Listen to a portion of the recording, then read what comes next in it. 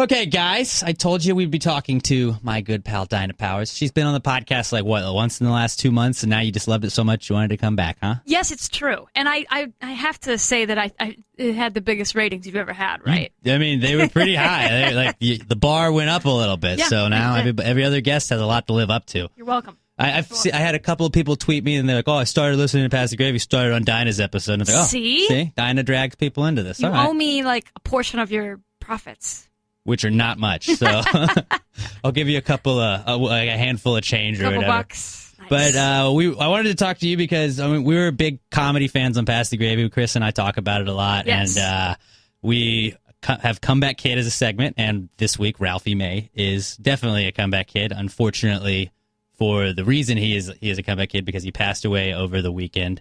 And I was like, maybe me and Chris can talk about it, or I could bring in somebody that actually knew him personally and was good friends with him. And so I felt like, first off, I'm sorry. And thank you. How are you doing? So I'm doing good. You told me, actually. I was driving ACL and you texted me, and I felt like such a dick because I thought, like, I was like, did you hear about Ralphie? Did you hear about Ralphie? I'll never forget it. Did you hear about Ralphie? ? And I looked down. I know, texting while driving, but whatever. I'm on I-10 West or whatever, and I looked down at it. And not to disrespect his memory, of course, but I had been not expecting that text, but I kind of just knew that one day it would come. Like, I knew one day this would come, like, because he constantly toured and just constantly lived that on-the-road life. And, so I dreaded it. I hoped it would never come. But when I saw that text from you, did you hear about Ralphie? I just immediately knew. I knew you weren't texting me about he's got a new record out, he's coming to town soon. Like, no, I knew what it was. He's headlining ACL now, last minute. Yeah, so I pulled over. I looked up TMZ because they always have it first, usually. And there it was. And it was really hard to see, a good friend of mine plastered on TMZ, like, Ralphie May passes away at age 45, cardiac arrest. I remember the exact wording of the article, too.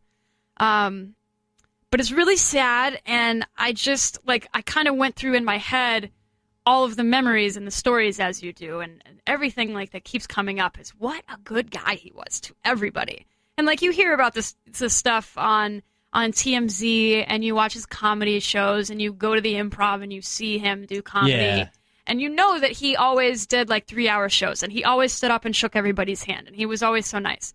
But what everybody doesn't know is that he was so much nicer in person, like, to his friends and family. Like, he was just a deeply, deeply generous man. And he would do anything to help anybody. Young comics, he would take them on the road and, like, teach them about the Ralphie May way of comedy. And he was a world-class comic. Like, I don't think you'll ever meet a comedian that will say anything bad about Ralphie's style of comedy or the way he got up there and did it. He's no hack. He never joke stole. Like, he was just 100%. He didn't care what he said. He didn't care if he offended people. And there's a lot of people now that are trying to walk on eggshells to make a point without offending people. And he was the first person who's like, nope, I'll make a black joke. I don't really give a shit. I'll make a Mexican joke. I don't care. Yeah. And people just accepted it. People just got it. That's how he is. He doesn't mean anything horrible by it. He's just a comedian. He's joking. And it like you said, I follow a ton of comedians on Twitter, and all of them had nothing but just fantastic things to say about how awesome he was, how he had helped them out, things that he had done for them. And it was crazy. And he did have a pass in every ethnic group, in every race. He could make fun of anybody, and nobody got upset with him. Yeah. I remember this one time, you will appreciate this, because I know that you talk about the offensiveness of human nature right now. About a year, maybe 2 years ago on Twitter, this woman, this Native American woman, went after him for a joke that he had done literally 10 years ago. And it was I can't remember what it was. Sounds like social media, though. Some sort of American Indian or Native American joke 10 years ago.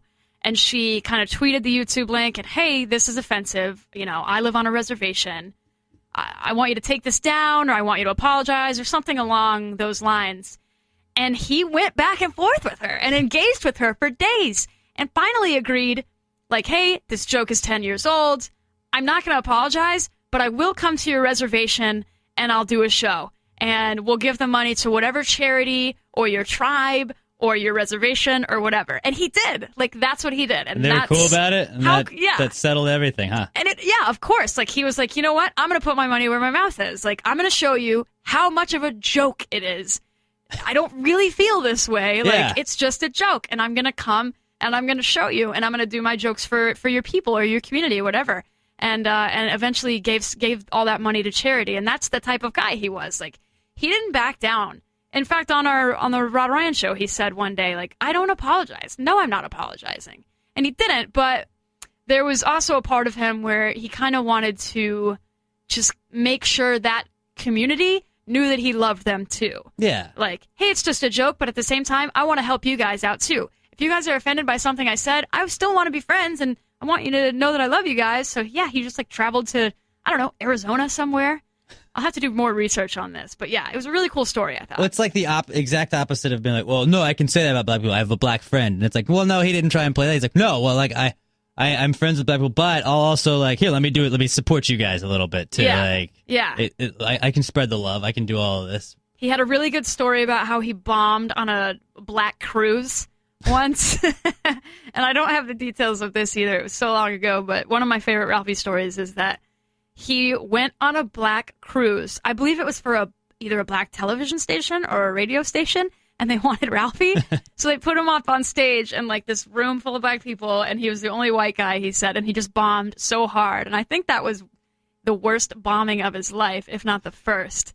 And that's a pretty good story. He used to play a lot of black rooms, didn't he? Yeah, like it's tough I've not done that, but a white comedian to go into a black room and just come out on top. I know like Burr kind of cut his teeth doing that, and it just like you become a different style of comedian that you can get away with more things and knows what is okay, what's not okay to do. And even if Ralphie realized it might not be, he's like, fuck it, I'm still doing it. They get it. Yeah, like he transcended race totally. Really, he would go on BET specials. I want to say I remember watching him on Comic View. Like on Friday nights. Something like that. I think he even hosted a few of those shows. And it was so great. And I spent a lot of time with him. It's more so when I lived in Florida. How'd you meet him? Just working in the radio? Yeah, so I was an intern. I was 20, maybe 21. And I was an intern in Tampa, and my parents lived an hour south in a city called Sarasota. And that's where Ralphie was performing, in a little Sarasota town. And so I met him doing the radio show, and we just instantly clicked. We just, like, literally as soon as he got into the elevator with me, we were, like, cracking jokes with each other. And so since he was in the town that my parents were in, I was there, so I hung out with him there. I saw his show. I remember I brought a dude to his show, and Ralphie was making fun of him. And it was just, like, we immediately clicked, and we stayed in touch, and it was about a 10-year friendship. And every time he would come in town, like, he would make time for me. We would go to movies. We would go to movies with, like, I know his family very well. My first Thanksgiving in Houston, I spent with his family. Oh, really? Yeah, and That's they're all awesome. vegetarian, and we had tofurkey, and it was gross. I'm sorry, but it was gross. Did he like vegetarian stuff? No. He didn't seem like the kind of guy that would have. No, he wasn't there. It was his sister and his sister and brother-in-law live here, and he's got a bunch of nieces and nephews that live here too. Okay. And they're all vegetarian, yeah. Because like Houston was kind of his home, but he was from Arkansas, right? Yeah, he was from Arkansas, and so was my mom actually. So Ralphie knew my parents pretty well too, so they would always talk about their Arkansas connection. And they're both fans of the Hogs, go University of Arkansas. Woo Pig Suey. Right, exactly. And I went to an Arkansas game here in Houston with Ralphie and his family. We tailgated in the back, and almost lost August. I did for a second. His son ran away from me, and I was like, August, no! And I grabbed his little jacket, and he squirmed out of the jacket and ran even further away from me, and I'm running after him. I'm thinking I'm losing Ralphie's son right now. Oh, my God. But I got him. Everything was good. But that was... But anyway, yeah, so that's how I met Ralphie, and we just stayed in touch for like 10 years. Went on a couple of cruises with him from my old radio station. We used to go on cruises every year. That's pretty sick. So that was funny. Actually, so these diamond earrings I'm wearing, Ralphie bought for me in Mexico one year. Because I had just been through a bad breakup, and the guy asked for my diamond earrings that he had gotten me back. He was like, when we broke up, he gave me a list of things to give back to him. Diamond earrings, underwear, a sweatshirt. You know how you know you've won a breakup? When somebody gives you a list of things they want back. So I did. I gave him all the shit. Oh, yeah. Yeah, it's a podcast. You can all say the shit back, and I was like, here, I don't need you or your stuff. So I was telling Ralphie about this a couple weeks later when he came to town, and it also happened to be my birthday. So when we took a cruise to Mexico with my old radio show, he goes into this jewelry store and comes out with a pair of diamond earrings, and he goes, now you don't need a man to buy you earrings, and I'll never ask for them back. So I was like, that's great. So yeah, I'm going to wear these probably forever now. That's awesome. Yeah, I mean, that's, again, another example of just what a selfless, super generous guy. He didn't ask me to blow him or anything like that. You know, I didn't owe him anything. Of course, he never asked for them back. And, you know, you can try to give him money, or no, don't buy me that, or don't buy me that, or hey, let me go halvesy on dinner. He would never. You never tell Ralphie. But y'all always ate at nice places. Like, you'd go to steak restaurants and everything with him. Yeah, I remember you telling me a couple of times. Yeah, we would go to nice-ass steakhouses. In fact, the last time he was in town, we went to Perry's Steakhouse. Oh, man. Because it was down the street from the Improv. We ordered a shit ton of food, and Ralphie's phone starts blowing up.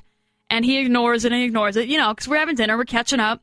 And finally, he looks at his phone, and he's got like 12 missed calls. And it's from his manager or like tour assistant or whatever. And he's like, Ralphie, you go on stage in 10 minutes. Where are you? Ralphie got his times mixed up. So we had to throw all that good food into boxes and run him to the Improv. And I almost got in a wreck in the parking lot. It was pretty funny. And some guy flicked us off. So that was a good time. And I got to keep all that Perry's food, which was... So you were set for like 2 weeks. Oh, my God. That food is so good. So, yeah. That's how Ralphie rolled, man. He really appreciated good food. Yeah. That was like the 10th steakhouse I've been to with Ralphie. But, yeah, he would never let anybody pay. Like, he would cover everything. You can't tell him no. Like, and that was another thing. If you had a goal or had a dream or had a request or a hope or something like that, Ralphie would do anything to help you achieve that. He would push you. He would do anything in his power to help you. And, man, I'm going to miss him so much. And it's so sad to think about the up-and-coming comics that could have benefited from Ralphie's, like, coddling and generosity. But I'm glad that I'm here because of him. I'm here in Houston. You literally got this job because Ralphie made a phone call for you. Yeah, like he pushed me to be better because I was in a shit situation in Florida. It's not their fault. It was my fault. You know, I just kind of got into this funk where I was like, $7 an hour and I'm only blah, blah, blah. But there's something to say about somebody that just like you can identify. Oh, hey, you know, like sometimes people really do just need like one little nudge. Like, hey, you can do this. Like, I believe in you. Yeah. Just, hey, go out there and try this. And that's all I needed. Yeah. And I had that in Ralphie. He believed in me. He saw it in me. And I'm sure I wasn't the only one. You know, I'm sure I'm like one of 50, maybe even 100 kids that he helped. Like, hey, you're funny. I see something in you. You're a hard worker. Let's get up and go somewhere else. You know, move on down the road. And I know, like, he took young comics on the road with him all the time. So I know I'm not the only one. But, yeah, he will be missed. I remember I listened to Jay Moore's podcast, and I remember he and Jay Moore were really good friends, and Jay was one of the executive producers for the original Last Comic Standing that helped, like, they got him cast and everything. Oh, yeah? And when they still lived in the house, and then Jay quit after, like, his whole thing was he wanted all the comics to stay in the house, so it was like Real World but with comedians. Oh, okay. And Ralphie got, I think it was the second season, or was it the first season? It was the first season. And Ralphie didn't win, but like turned into be like and Jay was just like, that was the biggest robbery I've ever seen in my entire life, that you should have without a doubt won, that you were so much funnier than him, all of your material was so much more different than everything anybody else was doing at that point. And then like that just turned him into like the loser of a season. But like like you said the other day when we were talking about like, where the fuck is that fan? Yeah. Like who, right? Nobody. And Ralphie turned that into like, okay, didn't win this game, I can just turn my career into a bigger thing than anybody else is on this show right now. Yeah, and he did, because people knew him. Even though he got second place, he didn't need first place, and he went on the road and never got off the road, and made a huge name for himself and made a lot of money. And I saw, so he tweeted it out back in 2013, and I don't know who unearthed that tweet from 4 years ago, but somebody did, and they pinned it to the top, and it said, it was from Ralphie, and it said, I hope when people die, people make jokes. Don't cry. yeah. So I saw some good jokes, and one of them was from, I can't remember what comedian it was, but it goes, rest in peace, Ralphie. Nobody ever gets over losing to Dat Fan. And I saw one that like compared him to the eclipse. I guess passing over the sun 2 months ago was something that just took a lot out of him. It might have. Stuff like that, yeah. So I saw some good jokes. He would have loved them. He would have loved them. Who's also one of the biggest comedian advocates for legalizing marijuana. I would put with Ari Shaffir, Joe Rogan, Kurt Metzger, and then probably Ralphie was like top 5 or 6 guys in comedy that speaks for it, is all for all that stuff. And I mean, whatever side of it you're on, it doesn't matter. But like, it's nice to have. He's one of the pioneers, I guess you could call. So. One time, Ralphie brought us weed brownies to my old radio show in Tampa, and we all ate them. Did you know that they were weed and brownies? It was we knew. And It was in the morning, and we ate them. And my host, Mike, he got lost in the middle of a commercial because he was so fucked up. He goes, all right, we're going to take a break. And then Galvin, the co-host, he goes, hey, you're in the middle of a commercial, dummy. And he goes, oh, God, sorry. God damn it, Ralphie and your weed brownies. We were all fucked up. So Ralphie had to go do TV after eating an entire wheat brownie. He had to go do a live television appearance. It was, local news, but still Tampa, top 10 market. And all I remember is that he was wearing a huge bright red shirt. And I remember seeing him. Now, granted, I had eaten a wheat brownie too, but I remember seeing him on television, and he just had on this huge red shirt and these big ass sunglasses.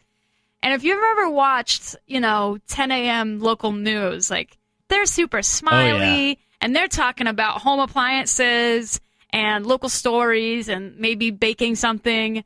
And I remember him standing next to a refrigerator, and he kept comparing himself to the size of the refrigerator, and, like, that's all he could talk about. He was so fucked up high that he couldn't He focused on one thing. He's like, I'm going to stick to this. And those poor news anchors kept trying to get him to talk about, like, his improv appearance. Tell us about your tour, your beautiful wife, your comedy specials, and Ralphie's just giggling because he was so fucked up on weed brownies.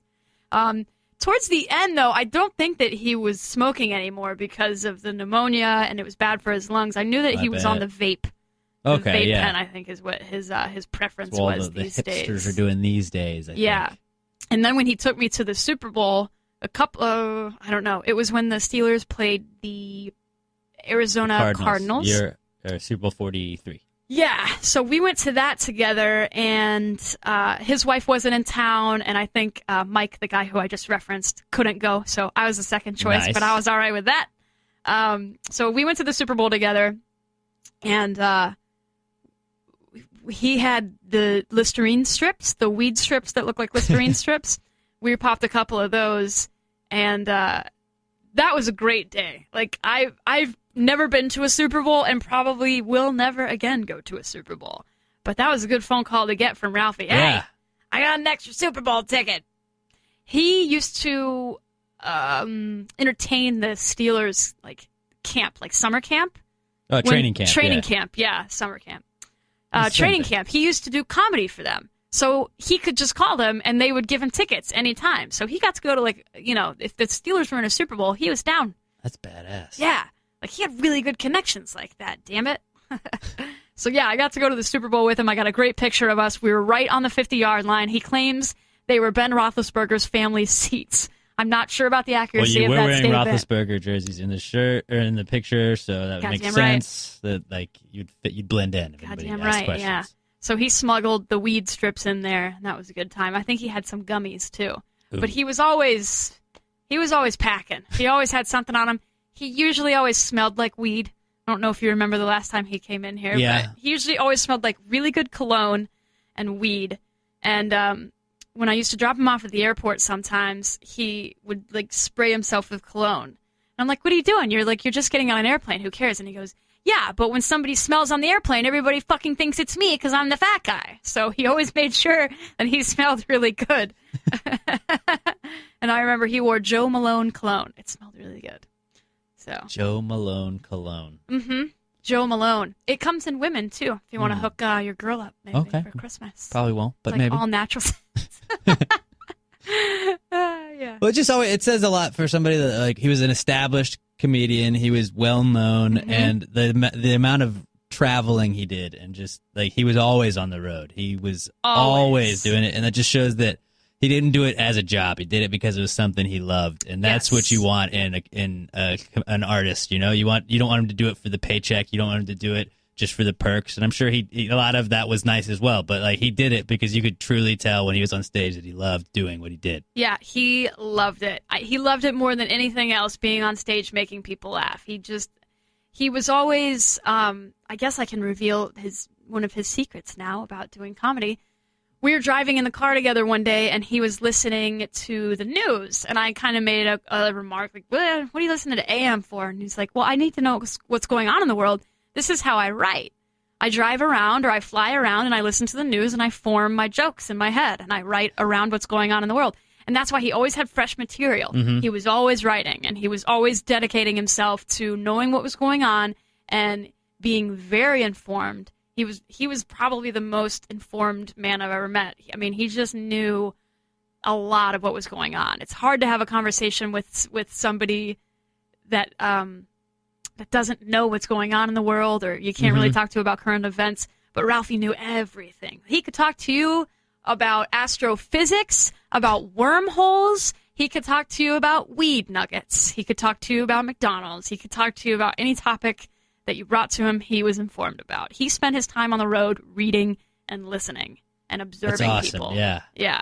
And there's a lot of guys that you'd see like that don't do things like that, where they just have a couple of bits that they'll use to start and get into things like that. Whereas Ralphie's, whatever you want. This just happened today. He's already discussing it. Yeah. Cool. Yeah. And I think even the last time he came into the morning show, there was like something we were talking about that had happened here locally, and he already knew about it. Yeah. And just chimed in with it, and that was pretty cool too. That was another thing. Another tip he told me was that I think I overheard him telling another comic this, or always know what's going on in that city you're in, and just throw in one sentence about it.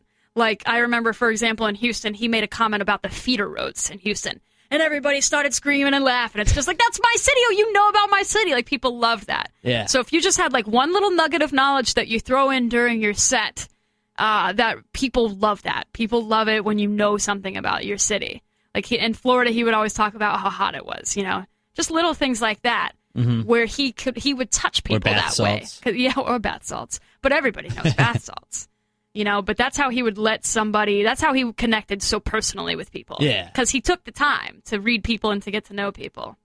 So, and you can tell because of the emails and the tweets that we've been getting all week. You know, people are sending us pictures and like, oh, I thought, you know, he was our friend too. I went to see him every time he was here. Here's our picture. You know, he made fun of me. So he was a very personable guy. And what, like you said, that making fun, like he was one of the guys that like you don't feel like he's attacking you and he's poking fun at you on the stage. And there's people that do take it the wrong way, and usually it's not even meant that way anyways, despite who it is. But Ralphie always made you feel like it was just, we're buds. We break balls. That's what we do. Yeah, I never saw him, you know, be too mean, and I never saw anybody get too offended. Yeah. Or you know, upset because Ralphie was mean to me. I've never even heard those words. I don't even think he had it in him. I really don't. I do remember I met one person that got kicked out of his show back in Florida, of course. Was it bath salts? We don't do that here in Houston.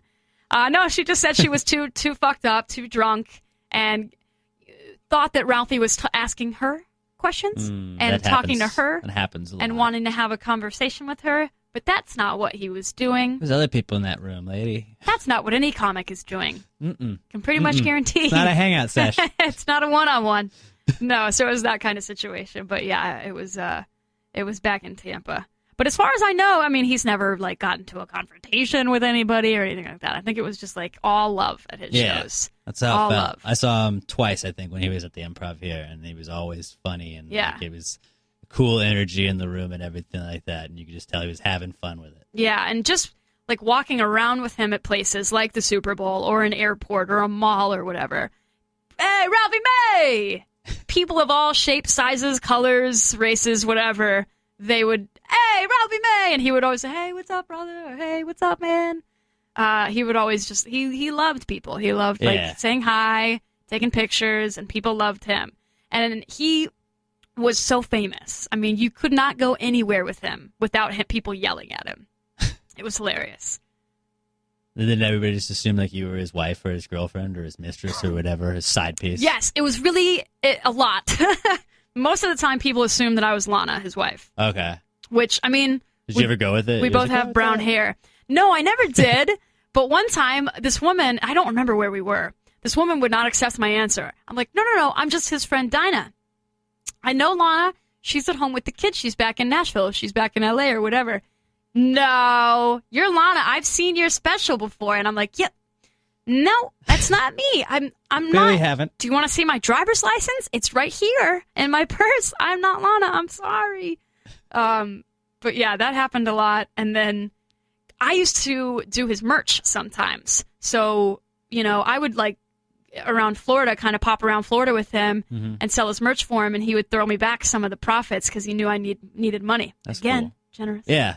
So he made me work for it sometimes. But, which by the way, man, I'm not going to give you the dollar amount, but there's some money in those merch sales, dude. Yeah, those T-shirts. That's why those guys got to get to a certain point before they can stop doing it. Yeah, people bought those T-shirts. Oh, man. But anyway, I digress. Yeah, people would come up to me like, so who are you? And I'm like, I'm just a friend. I'm not the wife, nor am I a mistress. It's all good here. Yeah, because that's the next thing that's going to come up to their mind. Like, well, right, yeah. No, but I knew Lana enough very well, so she knows better than that. Yeah, and she knew better than that. Yeah, like Ralphie was always a big brother figure to me. And he never got, to borrow his own word, rapey. Never got rapey, yeah. Very important. Very important in that business. Yeah, he was great. He was always a good friend, always looking out for me. Our last text conversation, actually, a few weeks ago when the hurricane was hovering over us, he texted me and he was like, hey, I'm worried about you. What's going on down there? And I told him, I said, I'm hunkered down with Barney. My house is good, no flooding. I just haven't left the house in like 4 or 5 days. And he said, do you want me to send a helicopter? And I'm pretty sure he was serious. I bet, yeah. I was going to say, I bet a helicopter would have fucking shown up, too. Yeah, probably. And I kind of laughed, and I said, no. And he goes, I'll helicopter you to Nashville. You can stay with me for a few days. And I'm like, no, I'm going back to work. I got to work. We're on the radio. We got to be there. Fucking dope, though. Helicopter I just... know. Wouldn't that have been sweet? Throw Barney in a helicopter, go to Nashville for a couple days. You could put little headphones on Barney, too. Yeah. Oh. I mean, now, obviously, I wish I would have done it. But yeah, so that was our last text conversation, but that was a good one. That was a good last conversation to have, him offering to send a helicopter for me to save me. But yeah, like I said, I declined. But yeah, I'm sure he was serious. Like, I'm sure if I would have been like, actually, I really need out of here. Yes, please come rescue me and Barney with a helicopter. He would have been like, all right, done. It's on the way. That'd have been sick. Yeah. Well, I am sorry you lost him. He was one of the good ones, as they say. He's still got all that stuff that lives on Netflix and everywhere else it does. So, go listen and watch and view and buy all that stuff. Help out with all of that. And yeah, I have a giant guardian angel up there looking after me. That was my joke. Yeah. Thank you, and thank you to everybody that sent emails and tweets. It really means a lot. It's going to be. Anybody that's ever lost anybody, it's just getting started. The process, I'm still like, I just really don't believe it. It's still very fresh. So the next couple of weeks are going to be hard. But I have a big bathtub to take baths in, and I have lots of bottles of wine at home. That's good. That's and I have Barney to snuggle with. It's a therapy dog now, too. He has become a therapy dog, yes. And I have all those memories. I have lots of things that Ralphie got for me among the years. And, he lives forever. I'm sorry to get real corny, but, I got him right here in my heart. Yeah, and that's not corny to me. Yeah, not corny. So I'll miss him. Man, I'll miss him. I can't believe I'll never see him again. It's pretty rough. And, God, his little baby kids. His poor little babies. He was just 45, wasn't he? 45, yeah. And his kids are real. They're, I think, 4 and 6 or 6 and 8. I haven't seen them in so long. That's tough losing a dad that early. Yeah. I know. I want to hopefully like keep in touch with them. I don't want to never see them again. So I hope maybe she brings them to Houston sometime. Yeah. to visit his family. I would assume she would, you know? Yeah, I would assume so too. But they're cute little kids and they're super, super smart. August, I remember, was potty trained at like 1. Like, What? Lana had him on the toilet, like, It's like let's faster do than this. dogs. He was like, all right, I'm done. Yeah, I know. Barney's still not. But yeah, no, the kids are super smart. They're super cute. So I wish them the best. You know, I think all of Ralphie's friends and family are all gonna help. I don't know, help look after, but just think about those kids. Yeah, at they least, have you to. know, send them love. As will myself Mm-hmm. and all of the listeners/readers/viewers Yep. of Pass the Gravy. Absolutely. All right, great. That I'm sure are very happy that you came back on, even though it was not necessarily the best of circumstances. It was good to tell some stories, Yeah. though. Thank you Yeah. for giving me that opportunity. I'd like people to know a little bit more personal stories about him that I didn't have time to talk about on the show. And But, there's a lot of people that are big fans of him that just, you know, Yeah. like inside information about him and stuff like that. That's cool to know. And so, Yeah, gave you some info there. Right? Well, thanks again for coming on the pod. Thank you for having me. And we'll have to have you on for like a full episode sometime soon. If you're lucky. All right. All right, see ya.